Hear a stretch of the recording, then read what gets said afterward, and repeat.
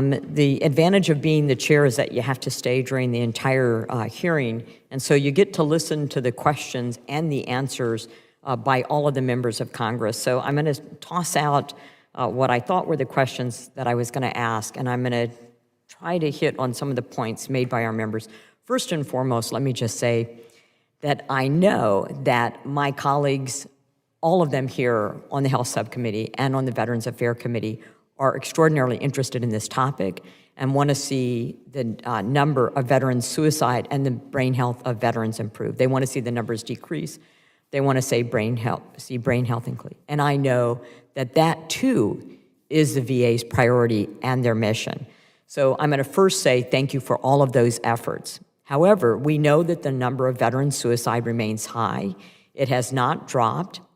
And in the spirit of innovation, I think what we're trying to say to you is it shouldn't be members of Congress coming up and touring in their districts or elsewhere, innovative programs, coming back, talking to the VA, and or passing legislation to force the VA to do something that if this is your priority, please, I ask you to go outside of the box and find those programs and those entities that are doing that work in concert with you, whether or not they are being given a grant by the VA. Incorporate those, bring those to us.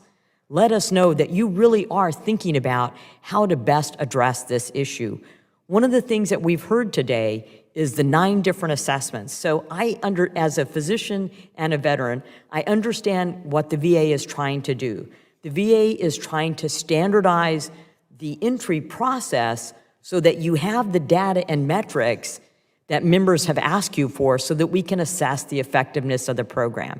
And you're trying to apply the same standards done within the VA institution to these outlying organizations.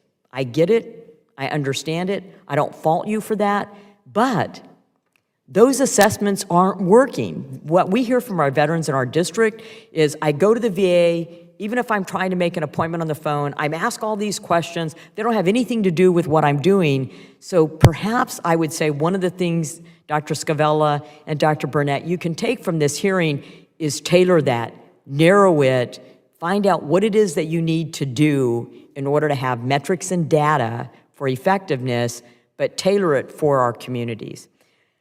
Number 2, the cost of medication. We're not figuring in the cost of all these programs. So Dr. Scavella, how much is the VA spending per year on mental health and suicide prevention? All dollars.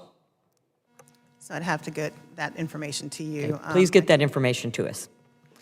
So in this, if you have an individual who goes to Missy Meyer's program, or goes to Ken Falke's program, or Joyce King gets someone to a program, or English River Outfitters in my district, or Heroes with Horses in Wyoming. If they go to one of those programs and they're on 4 or 5 medications and they're taken off, what's the cost of those medications? Because that's also in the cost of success if an individual is off medications. And I don't disagree with what Representative Kiggins or Representative Luttrell said, or Ken Falke said. As a physician, I can tell you, and having worked with this and worked in the VA, someone comes in, they're prescribed a medication, they have a side effect or something else. Part of the medication's working, but something else has happened, they're prescribed another medication. We're not treating people holistically. So I get having, and I'm just gonna make a comment from one of my colleagues. The reason you have the assessments that you do is that we need to know that we're treating people the same severity, the same support groups, the same attempts at care, whether they're within the VA or outside of the VA, because saying that X number of people went into this program and only X number of people committed suicide doesn't really tell you the data.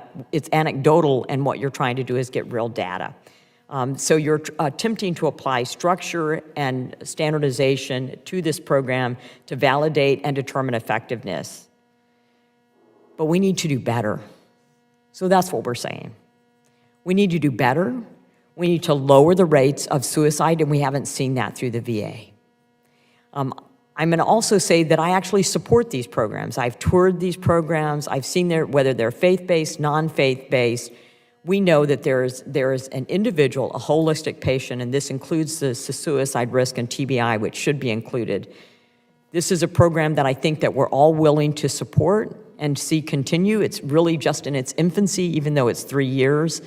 But we'd like to see the VA take greater steps, get more grants out there, simplify the assessment and the data so that we can determine effectiveness. And with that, I thank you and I yield back.